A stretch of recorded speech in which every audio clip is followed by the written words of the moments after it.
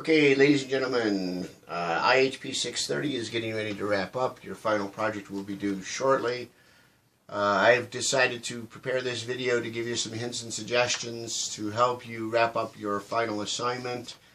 Please make sure to watch the narrated PowerPoint on preparing a APA formatted paper for your submissions. First and foremost, I must remind you that the basis for your assignment is going to be found in the prompts and the prefatory language. And I will demonstrate how you can use the prefatory language to create the actual introduction and conclusion for your document. So you've got here a document that gives you a description of what the assignment entails. What I've done in the beginning of the lecture notes that are attached below this video is giving you an example of how you can take those prefatory notes and create an introduction. Your document must be APA formatted, you must have an introduction, and you must have a conclusion. And as such, I have provided you with suggestions on how to do that. Okay, so what I've done here, ladies and gentlemen, if you'll take a look at the prefatory language for your assignment found on the final milestone direction sheet, what I've done is taken the general statement and reduced it to an introduction. And your new introduction based on that, the prefatory language would be, for example, the healthcare industry is impacted by government and private commercial payer types. Administrators in today's environment prepare strategies and implement internal procedures to maximize reimbursement and to improve the accounts receivable. Healthcare administrators implement strategies designed to meet key performance payment requirements critical for government compliance and reporting and reimbursement guidelines.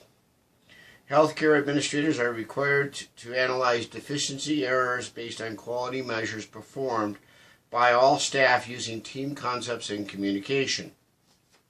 The purpose of the following document is to analyze reporting and compliance requirements and apply concepts and mechanisms within their own organization to ensure maximization of revenue to their health service organization.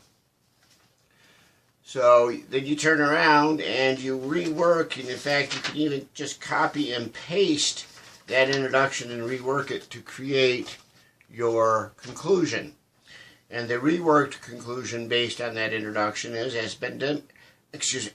has been demonstrated in this document, the healthcare industry in the United States is impacted by government and private commercial payer types.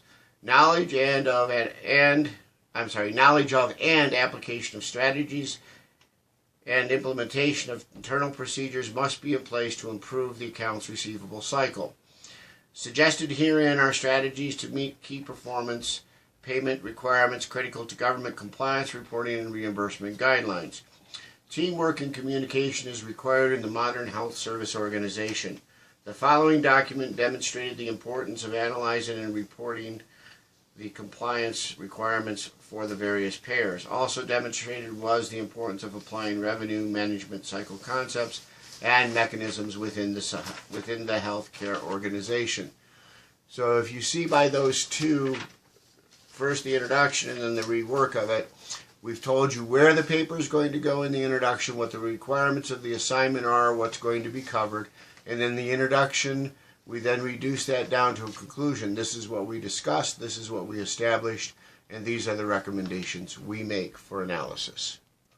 What I've also done to help you prepare for putting together your final project, I've actually, as a Word attachment, created a template you can use to prepare your assignment. The template is merely taking the prompts, turning them into an outline, and when you go through your final product, because of the length of the paper and the amount of information used, I would suggest that you use the outline with the headings and subheadings to make sure that I understand what you are covering at a particular point in time. Now remember, you will be covering some things that will seem to be redundant, but they are not. For example, the differences between section 3 and 4.